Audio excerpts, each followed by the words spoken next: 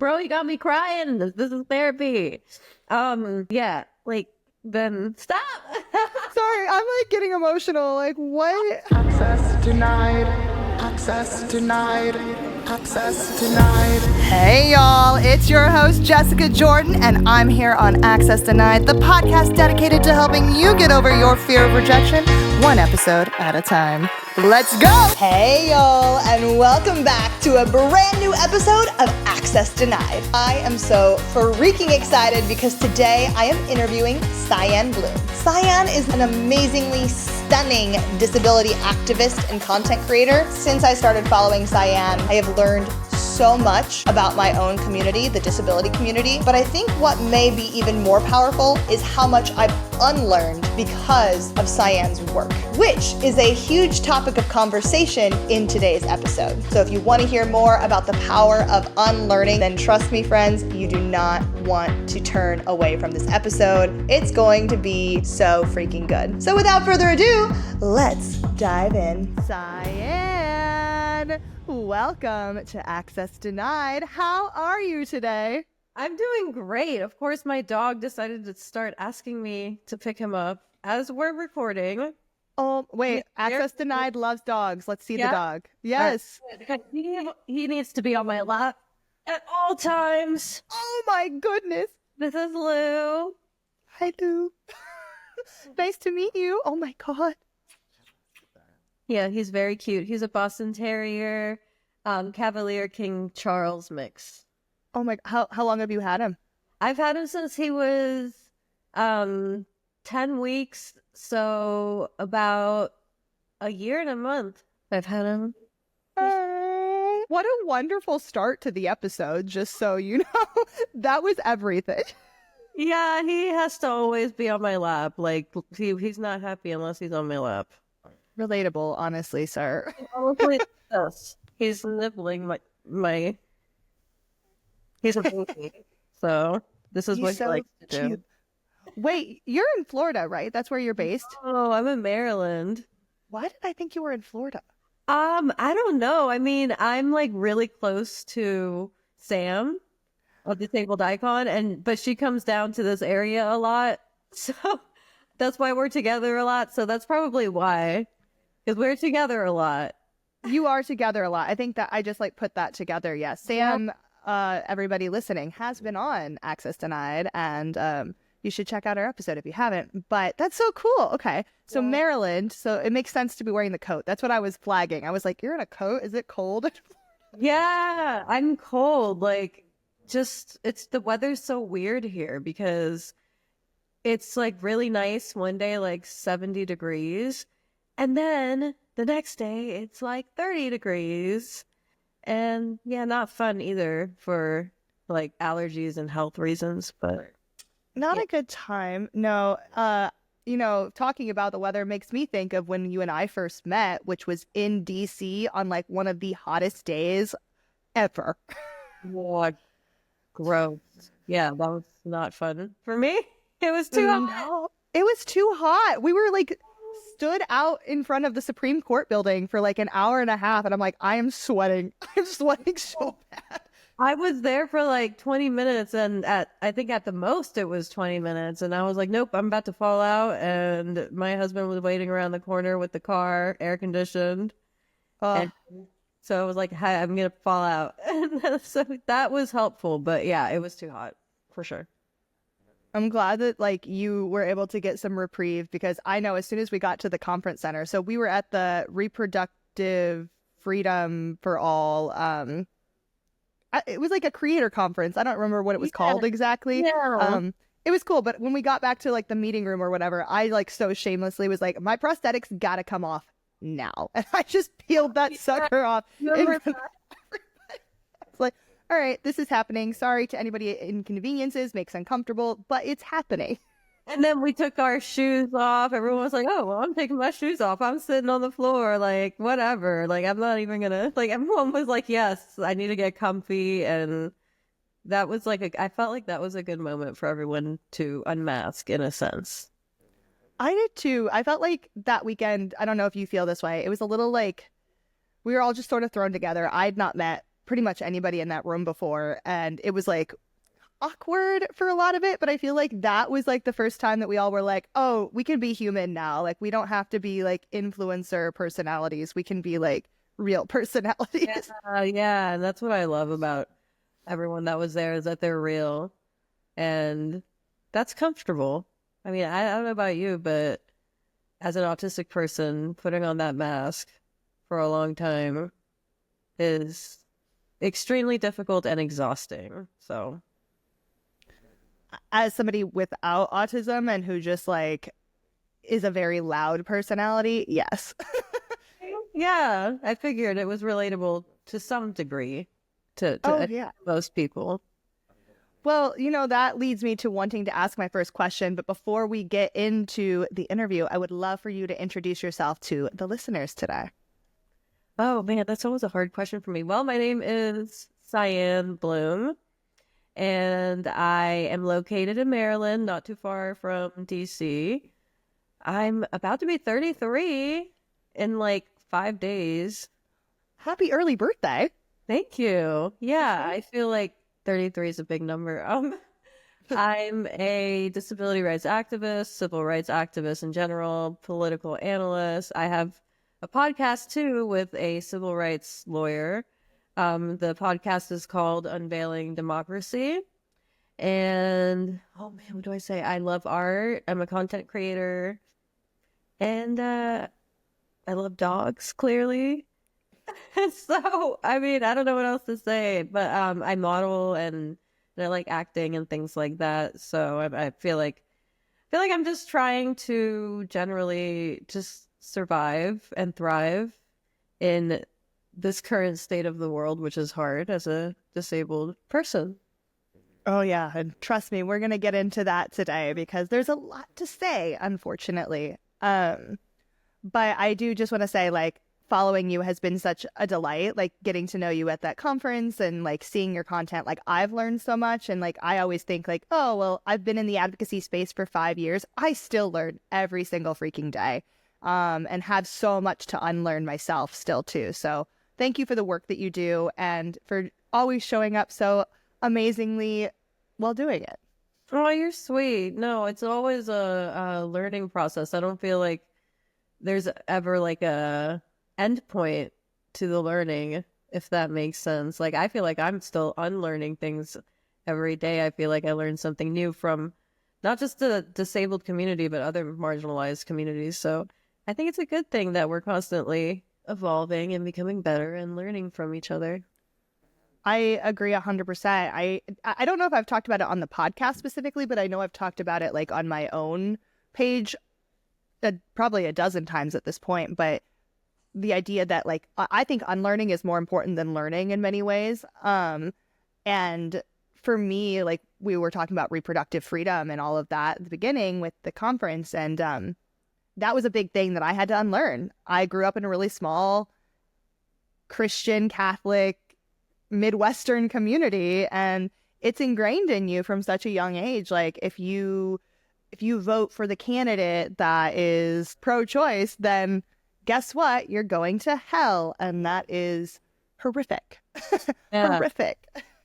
Yeah, no, I didn't grow up like that. I grew up in the islands, but my family was Christian. Luckily, my family has generally always been very like liberal.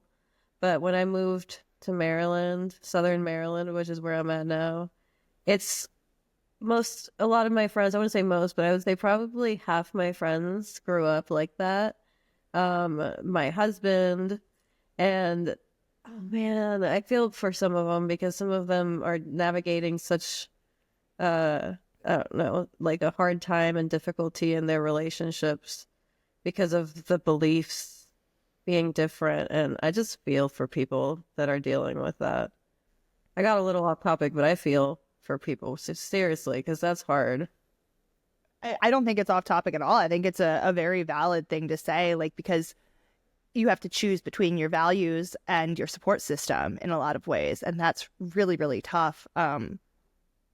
Again, from a personal standpoint, I'm lucky my family very much aligns with my belief system, which is So I don't have that tension in my personal life, but like I've cut off a lot of people from my community without even like making a big song and dance about it, right? Like just being like, all right, well, this is done now. Yeah, exactly. That's what I had to do.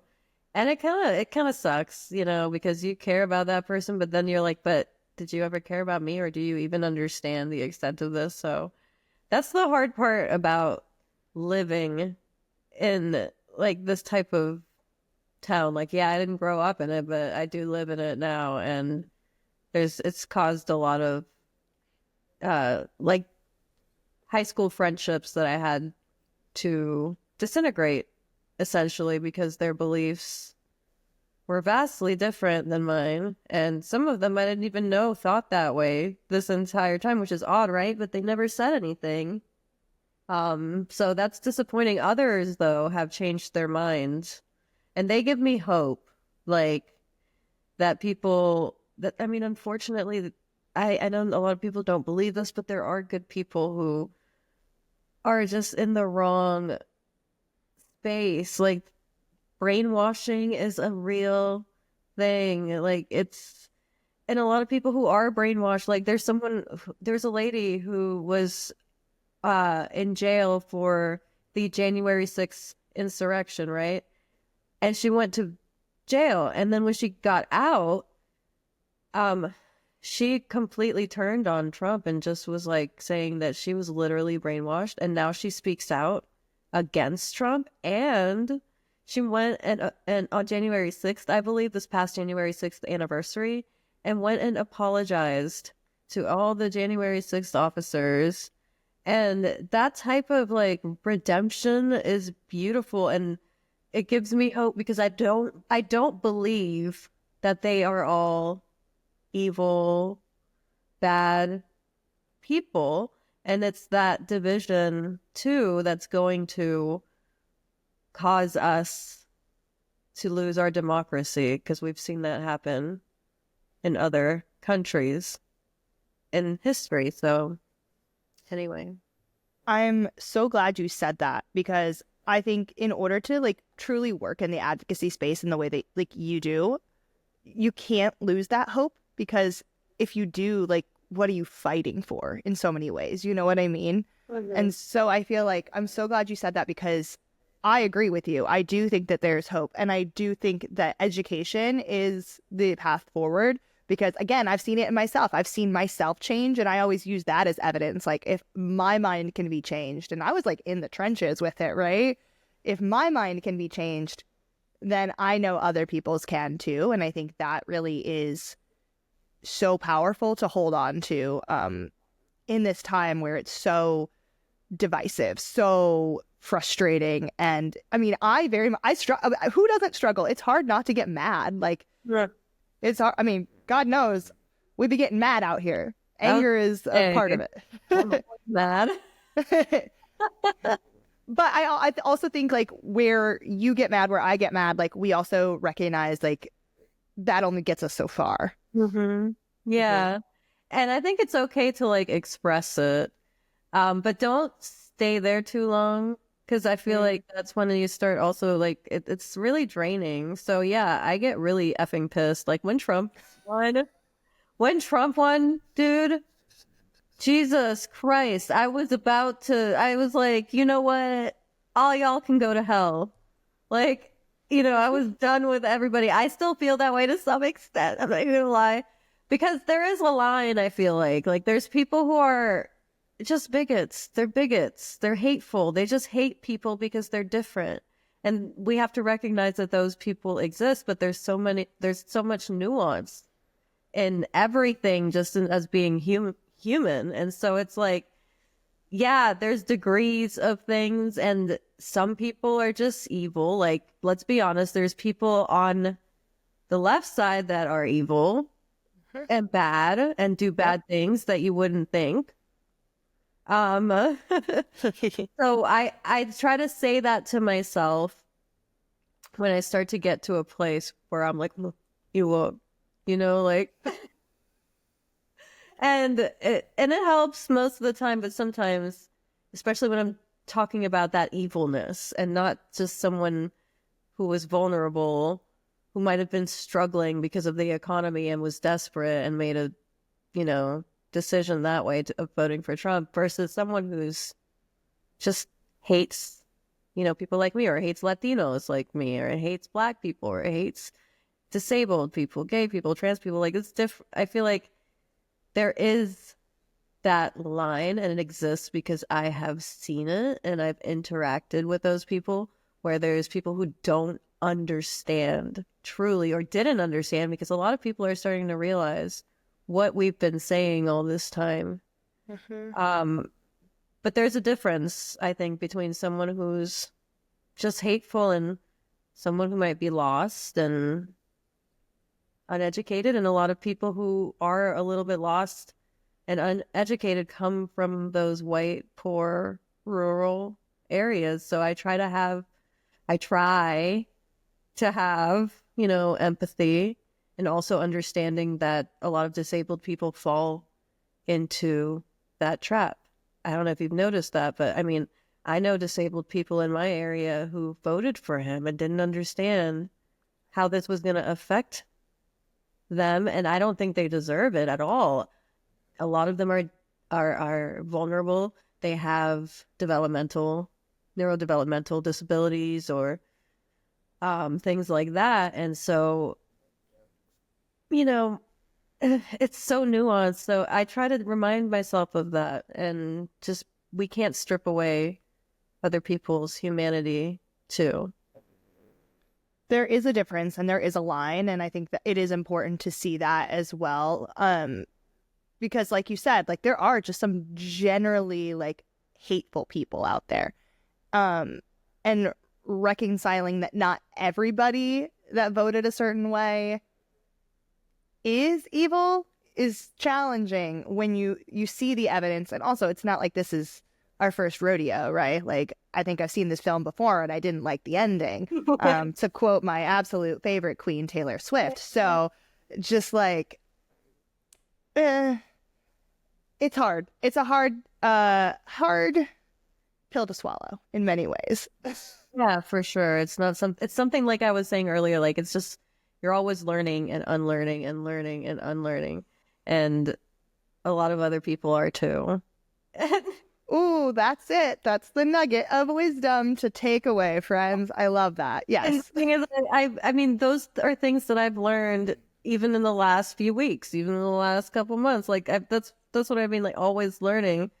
And I feel like right now, in the timeline that we unfortunately or fortunately live in, like, we have to think that way, if that makes sense. 100%. Yes.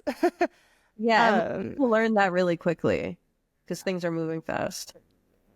They're moving faster than I expected in so many ways. And maybe I'm naive for that, but wow. Oh, I don't think you're naive for that at all. That's the thing. Like, I knew what it looked like as someone who has studied history and is actively studying political science. I already knew that, but when you're living it, it feels different than when you're reading it or looking at a documentary. It feels so incredibly fast, because he's been in office for what, 6 weeks, something like that. 6 weeks, 7 weeks. Is it only 6 weeks? I think it is.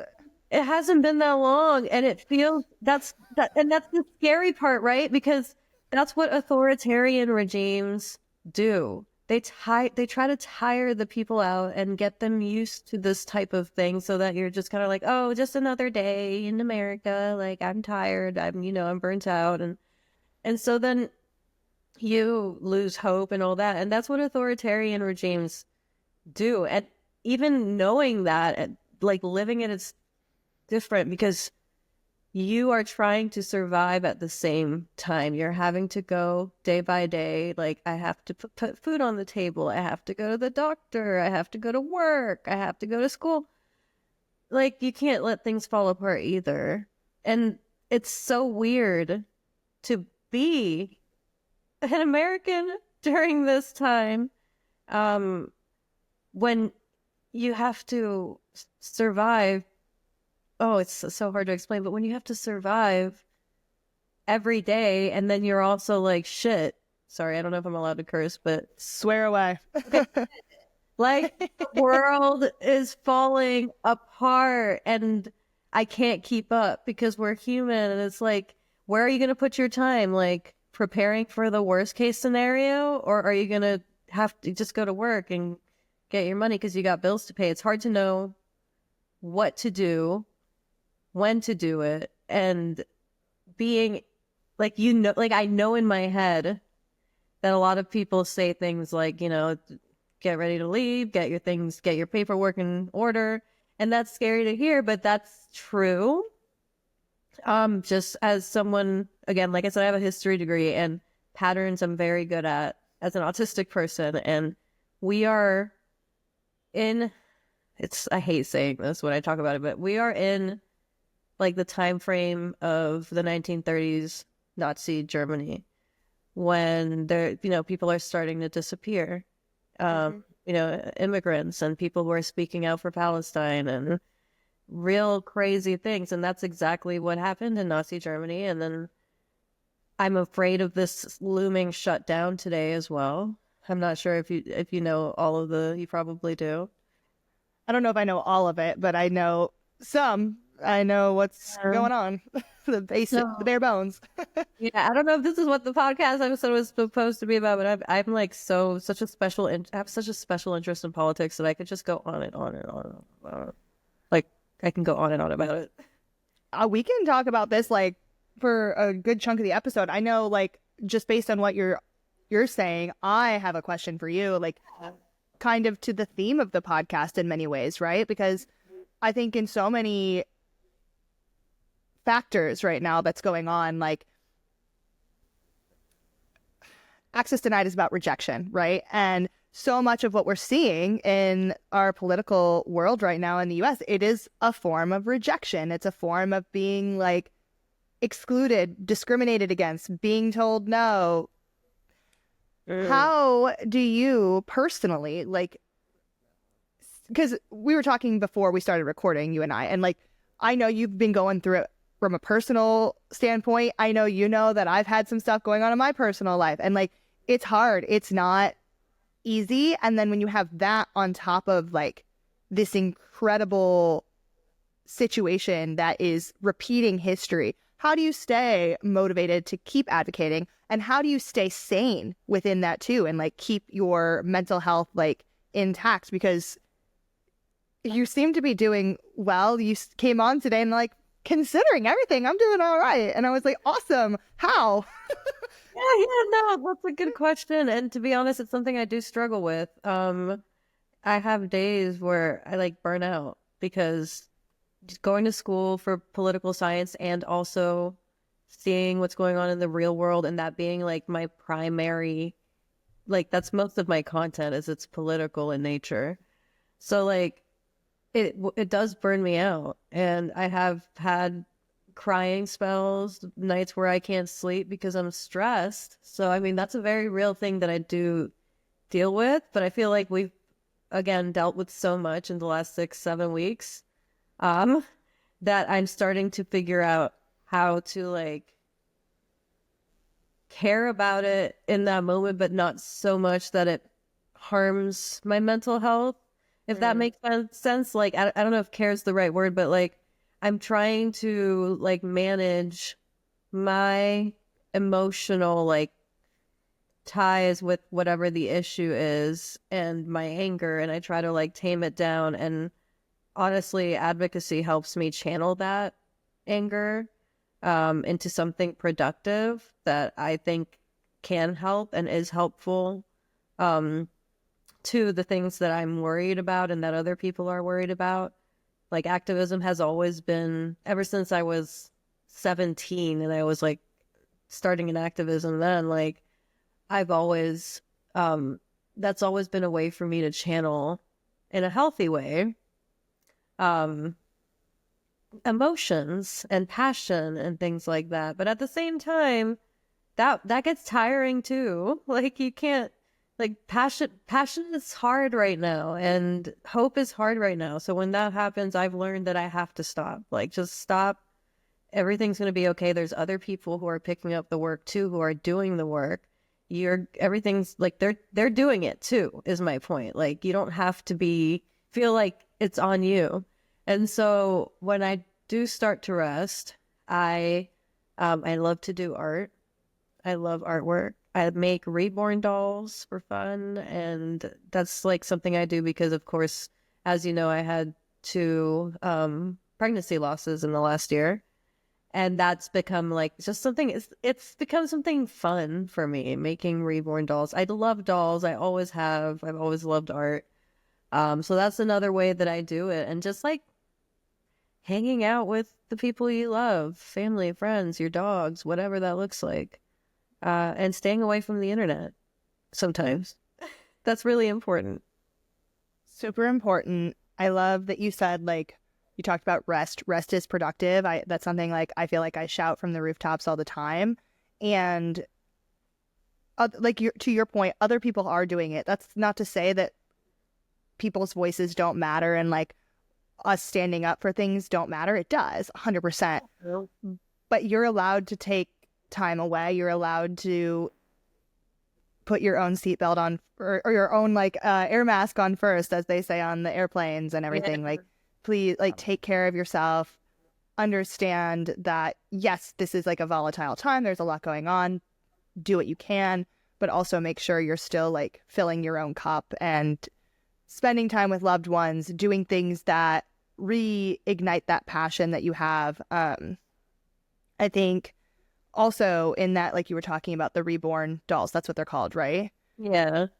I think, you've been sharing that on your social media, and I think that is such a beautiful way to heal. I didn't even know that was a thing until you started talking about it. Yeah, I love it. I don't know. I ran into it because of the miscarriage I had from my first pregnancy.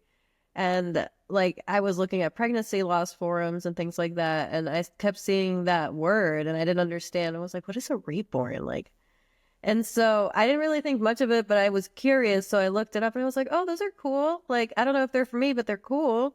And I like dolls, so I thought they were cool from a collectible standpoint. And as someone who collects dolls, I'm like, this is kind of cool. And then after my ectopic pregnancy a few months later, I was like really sad, and I was really depressed for a while. And then when the due date came for the first pregnancy, I like felt this strange emptiness. Like yes, holding my dog is great. I love him and everything, but like it didn't feel like what I needed to feel, which was like a baby. I mean, I think there is something biologically in me personally that like made me feel that I was literally physically missing something in my arms. And so what I did first was I bought one for myself, and I bought like not a real one. I bought like a cheap knockoff because I was like, what if I don't like it and I just waste my money? And so I bought like it was cheap, but it was nice. And I bought it and I realized I love the weight because they're weighted.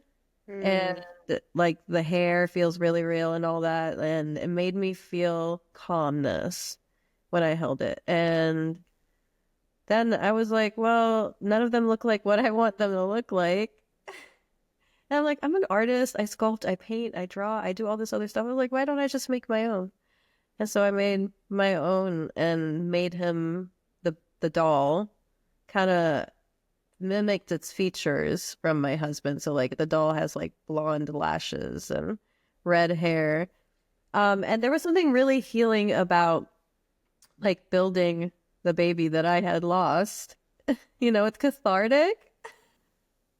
And it felt really healing after I was done. I just was like, wow, like I feel like a release after I made it. And it was nice to hold it and, have 7 pounds in my arms, and just honestly feels really real, and it looks pretty real. And that I realized like how much I loved making it. So I just kept making them, and I'm making 2 right now. One for my niece because now she loves them and she's 7. So I feel like something beautiful came out of a couple things beautiful came out of it. You know, like I feel like I've created something that me and my niece can do together and that we have done together. And also just a healthy, healing way for me to deal with something that was really traumatic and really, well, with a couple things that were traumatic and hard. But I think that's important when you get burned out, or when you take a break, like, is to find things that you enjoy, whatever that looks like. And then you also have to be okay with like, if you're in the middle of something and you just can't do it anymore, like, just, it's okay to say, like, hey, I'm dropping this class, because I did that recently. Like, I dropped a class and I couldn't do it anymore. Like, I hadn't dealt with the emotions really from my ectopic pregnancy, because I had the loss right when school was starting. So I just, I went out of the hospital, I had 2 days after I got out of the hospital and immediately started working and going back to school. And that's not good to do. And that's, again, something that I've learned in the last couple months. And after I had like this burnout, it's a real thing where you just can't anymore. Like, I was like, listen, I need to drop a class because I'm going to go insane. Like, so, I mean, I think that everyone has those moments, but you just have to learn a strategy that works for you and getting yourself back from that, but also making sure you don't get to that point. First of all, I want to say I'm so sorry for your losses. Not only like is that traumatic in and of itself, but to have two so quickly back to back, like, my heart really goes out to you, and I'm sorry that you and your husband experienced that. And thank you. I am really happy to hear that you found an outlet that has been so healing for you, and also has brought you closer to your niece. That's a really beautiful. Yeah, I love that. It's just so cute. Because we're making one for her birthday. Oh. So she started helping me make one, and every now and then she'll come over and look at it. But it's cool because she can say that she helped make it with me, and I think it's something that she'll have, because they're collectibles. It's something she'll have for the rest of her life, and she loves dolls. So it's really cool because I don't have kids. I have my nieces and nephews. I have a lot of nieces and nephews. But my nieces from my sister, I have two, and they live very close, so I see them all the time. And so it's like, yeah, I mean, I'm not a mom in that way, but I'm still, I'm mothering to my nieces and nephews, and they love being with me every time. I mean, I'm not even going to lie to you, like, I'm their favorite, like, out of everybody, out of the grandparents and everything. I'm the favorite. So, I mean, that says something, even though I didn't birth them, but that says something. You have very motherly, like, energy, I feel like. Even the way you're talking on this podcast is, like, very, like, I don't have, like, the word. It's sultry, but not in, like, a weird way. It's very, like, comforting and very peaceful. So, and I genuinely mean that. I've thought that this whole time. I'm like, talking to you is so easy. Oh my God, that's sweet, because I actually had a couple people say that to me not too long ago. I think it was it Bree or Maddie? One of them said something about me having fierce, like, motherly, like, something. I don't remember the word, but I was just like, really? But yeah, I do like to mother in a very nurturing way. I've always been that way. I was a pre-K teacher for a while, like 5 years, and I loved it. And so, I mean, kids and taking care of things, like, I don't know, it just feels good to me. And I love that you're also taking care of yourself by taking a step back from education at, like, not fully, I know you're still going to school, but, like, taking a break from that one class and, like, doing what you need to do for you to, like, have time to heal, have time to process, have time to cope, and do the things that are filling you up and making you feel better and getting you okay again. Because that's hard to do. That's really hard to do. And also knowing what you need is sometimes hard to do, I think.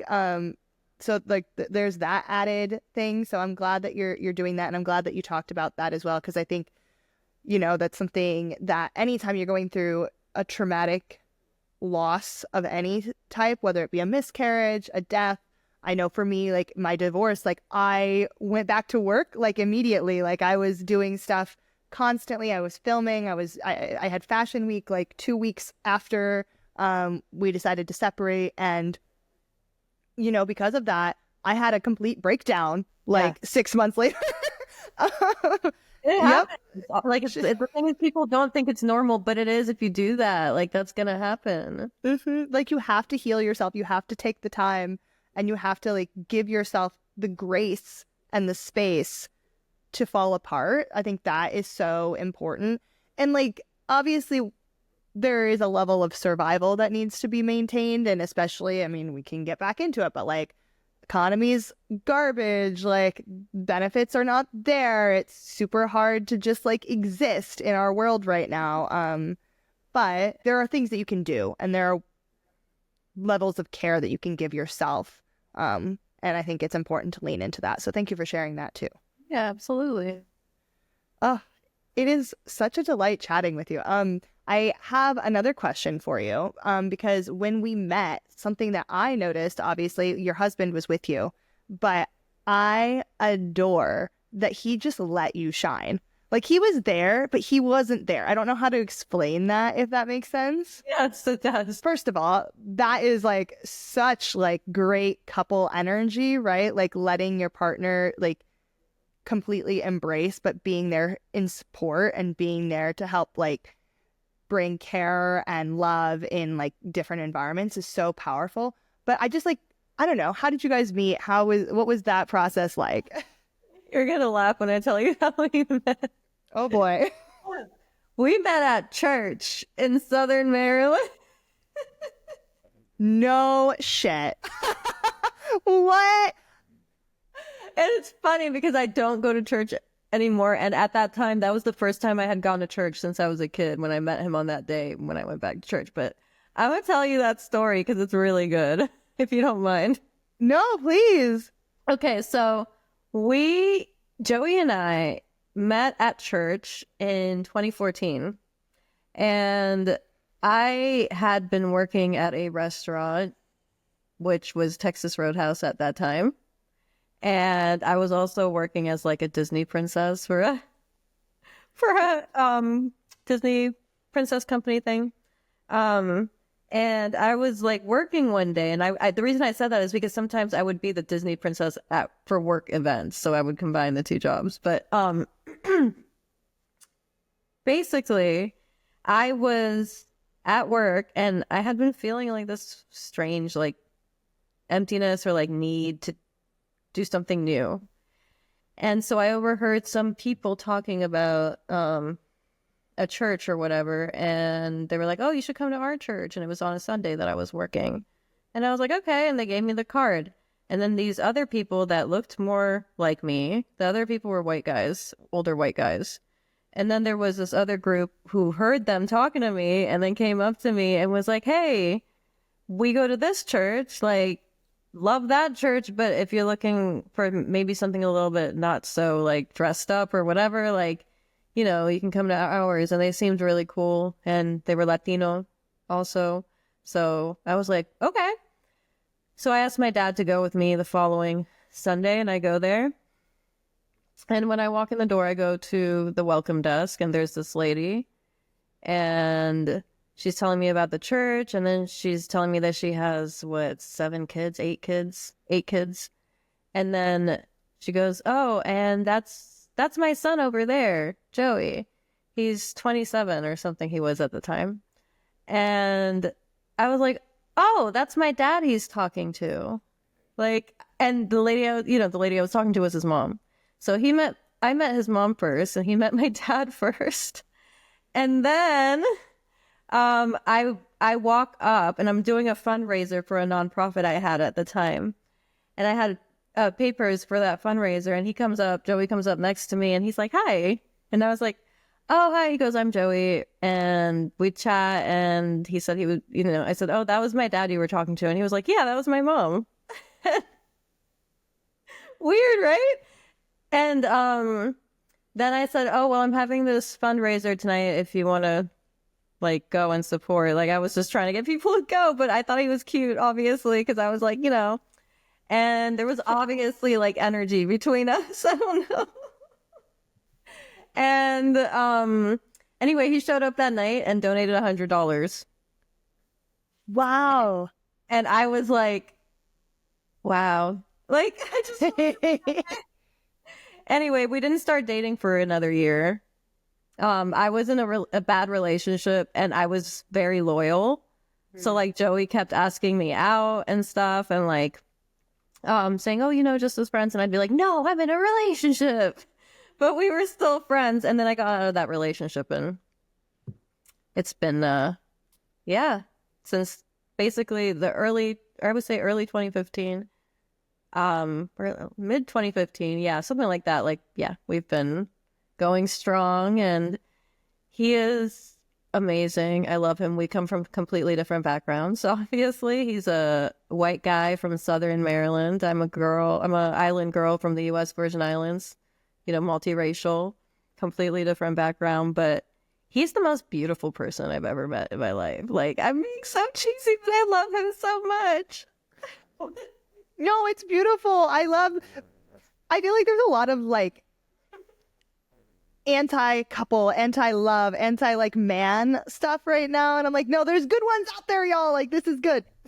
Yeah, and I feel like Joey understands that too. And he's with a woman of color and he's with a woman who's very, very liberal.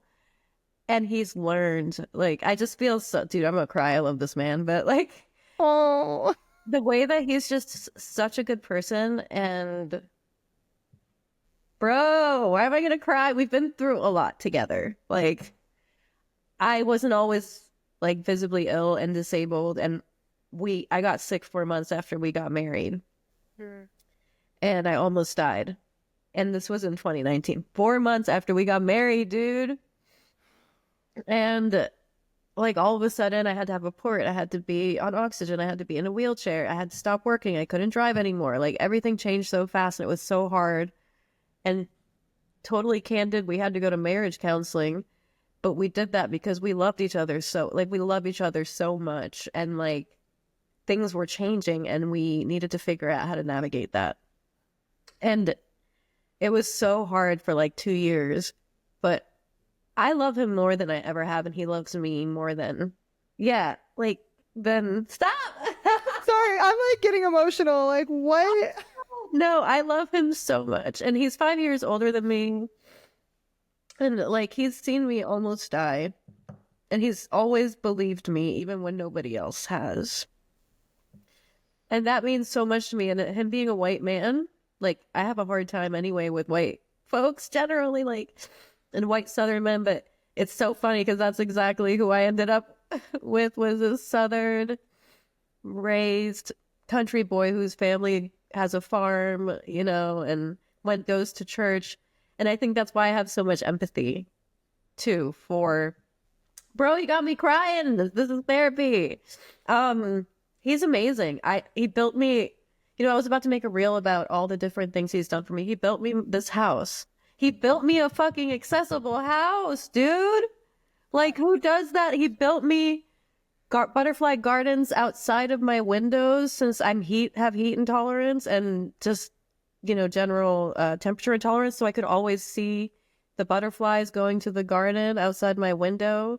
He freaking built me these big windows from floor to ceiling. Oh my God, dude, I could say all the things that he has.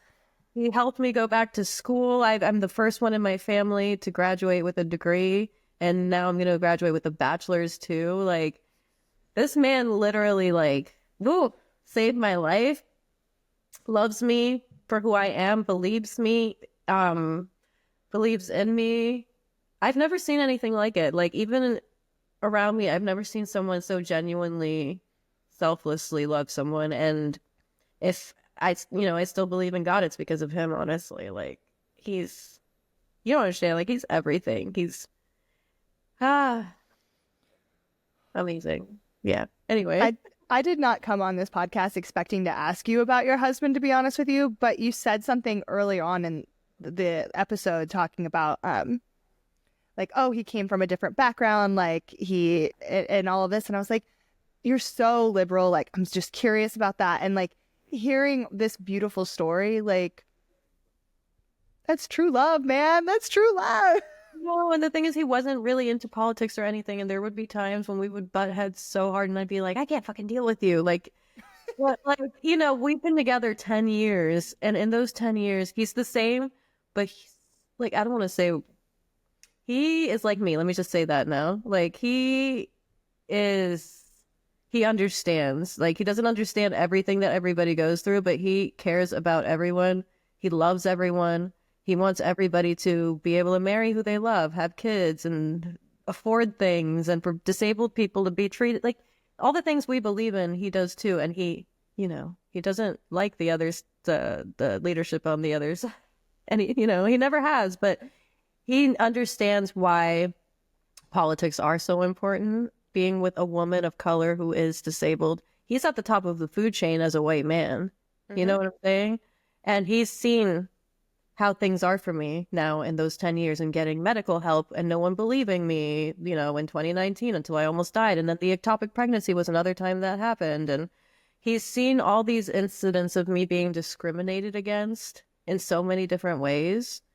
And his friends that are, he has friends obviously all over the LGBTQ everywhere. He's seen what has happened to all of us and to them. And that just, and understanding the politics behind it, he understands, and that gives me hope in knowing where he came from is not so bad, if that makes sense. I think it speaks, I mean, this is kind of like a full circle moment for the episode in many ways, but like it's not everyone, right? Like there are so many stereotypes about what people believe, and like you look at somebody and like you're like, oh, instantly they're going to be the problem. And I think it also says a lot about what education and what experience and lived experience can do, and why advocacy and why storytelling is so important. Because the minute that people start to empathize, the minute that people start to understand, and that really locks in, like I don't know what his politics were and everything prior to meeting you. Well, and like I think a lot of the US honestly is in that boat where they're just like, I don't want to be involved. It's toxic. There's so much going on. I'm uncomfortable. And so they just stay out of it. And like, they can't keep up. That's been something I've been saying is they work. They can't keep up.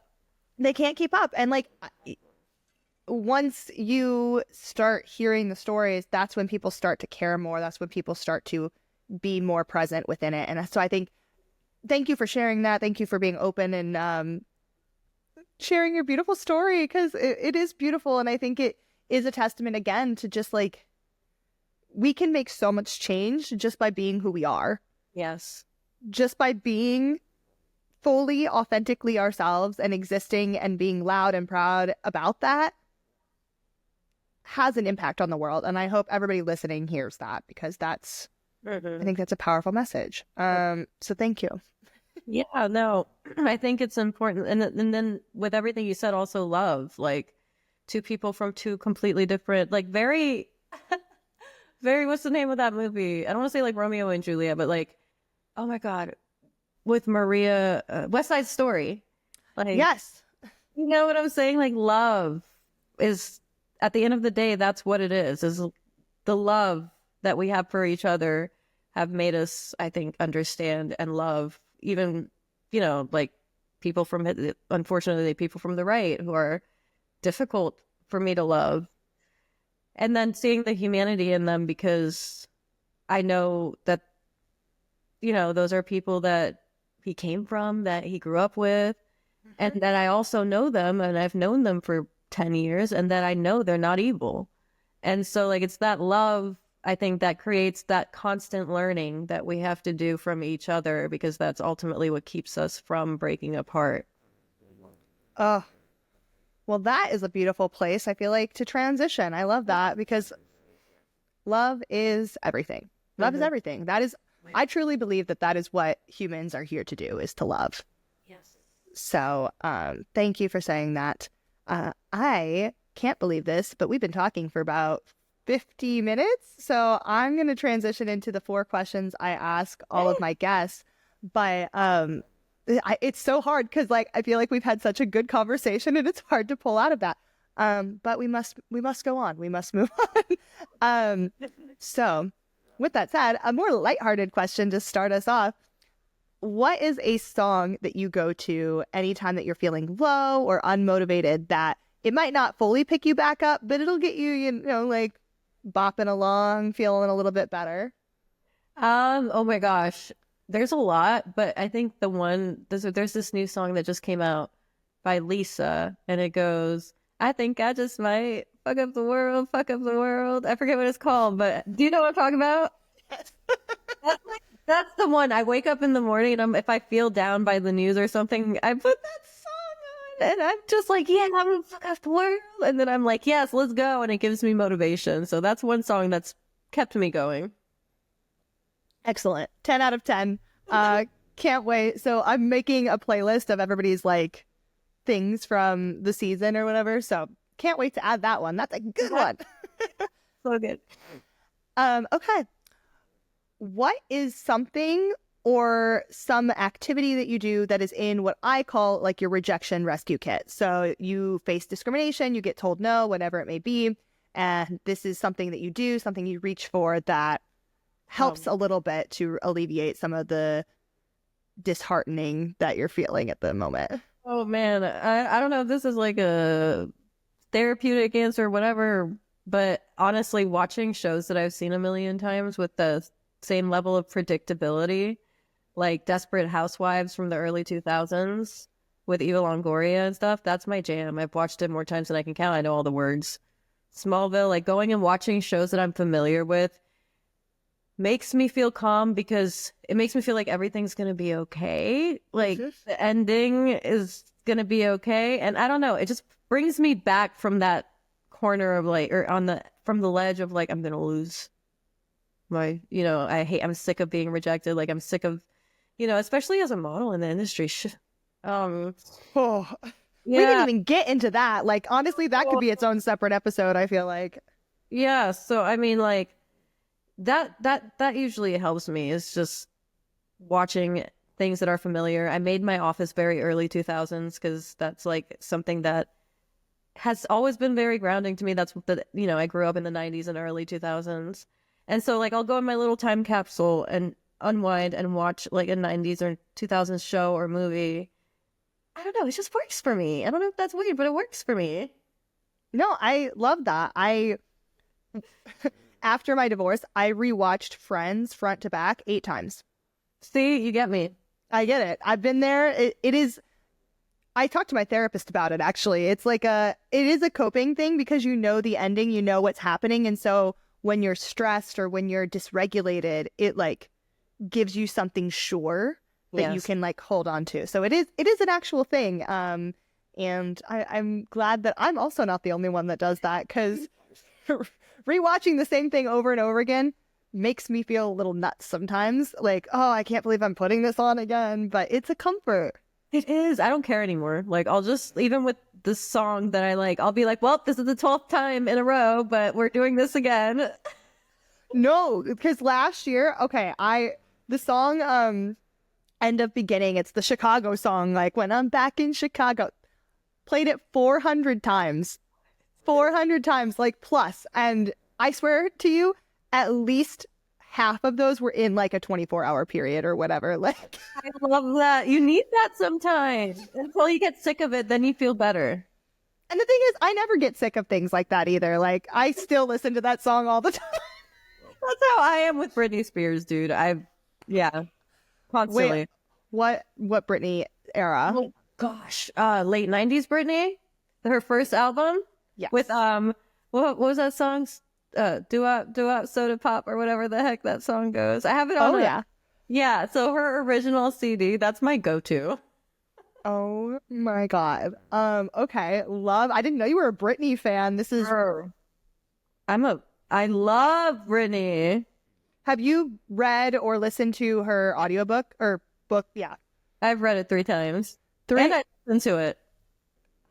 I wish I'd listened to it. I read it. But I might go back and re-listen to it because I think it would be more powerful coming directly from her. But like, Exactly. it already is so powerful. Like, oh my gosh.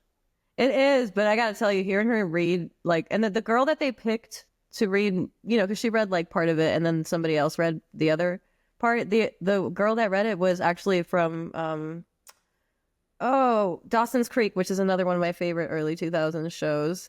And so the blonde girl from that show is actually the one that voices it, and she's an incredible actress. So it still kind of sounds like Brittany, like it's got that feeling. But the parts that she reads, yeah, it's really good. Oh, okay. Well, that's going to be on my to-do list for this year for sure. I have a big, lofty reading goal list myself, but Yeah, I need one. okay. Next question. What is the last thing that you did scared? That I did while I was scared. Or anxious or just like nervous about? Oh my God. I feel like there's some big things and then there's little things, but I feel so embarrassed. Leaving the house, because leaving the house gives me so much anxiety, like as a disabled person, as I'm sure you know, it's just like you never know what you're gonna encounter. And so like I get a lot of anxiety now, like just leaving the house. I don't want to because it's so scary, but like I go out now I have to go out every Saturday to go to service dog training. So I feel like I'm like proud of myself for doing something that I was afraid of, which is leaving the house and driving an hour and a half away with my husband, you know, and encountering the inaccessible world and assholes everywhere. But I'm proud because I feel like it's getting a little bit easier every time. I don't want you to feel embarrassed about that because I think that's a very relatable thing as a disabled person and also as a woman. I think both of them, like, which way are we going to be harassed today? Is it because we're a woman? Is it because we're disabled? Is it a cute little mix of both? Who's to say? Who's to say? So I don't think that's like weird or embarrassing at all. I think, unfortunately, it's the reality. And I actually think that it's very telling about the world that we live in, unfortunately. Yeah, and that's the sad truth. Yeah, sucks. It does suck. But congratulations on going out because it is hard to do. Yeah, I'm proud of me, and it's made me want to go out more. So that's a big deal because I will pick to be home literally 99.9% of the time. Well, it's because you have such a beautiful home that your husband built for you, of course. Oh, you know, true. Final question for you today. What is a last, what I call nugget of wisdom that you want to leave with the listeners today? I feel like I'm just gonna reiterate the whole message, which I think is just humanize one another, understand that people feel rejected too, people feel scared, and I don't know, I feel like it's just important to remember people's humanity, and I know it's hard, but that's the thing that I think would ultimately save us. Beautiful. So beautifully said. Thank you, Syanne, so freaking much for coming on Access Denied today. Where can everybody find you? Where can people hear more about your story and your journey? I'm on Instagram at Syanne Bloom. I'm on TikTok at Syanne Bloom, Threads. Yeah, I feel like those are like the three main ones. And I started Substack recently. Oh, congrats. Substack? Oh my God, I don't even know the name. I think it's Substack. I think you're saying it how I would say it. So. Yeah. So I'm on there too under the same name. All right. Well, everybody, I will link that down in the show notes so you can go follow Syanne and keep up with everything that she's doing because she's doing some amazing things out here. Syanne, thank you so much for coming. Y'all, thank you so much for tuning in and listening today. And I will see you next week. Bye. And that concludes another episode of Access Denied. Thank you guys so much for tuning in. If you like this week's episode, be sure to hit that subscription button and notification bell here on YouTube, or go check us out on Spotify, on Apple Podcasts, or wherever you get your podcasts so you never miss another episode. We have so much exciting content coming out for season 2. You're not going to want to miss it. I'd like to give a huge shout out to JP Warner Sound for dropping this sick beat that you're listening to right now. And finally, if you'd like to rep your love of Access Denied, you now can with our very exciting merch line, featuring a very special Access Denied mug so that you can sip your morning tea while you listen to me spill the accessibility. Anyways, friends, thank you so much once again for tuning in, and I'll see you next time. Bye!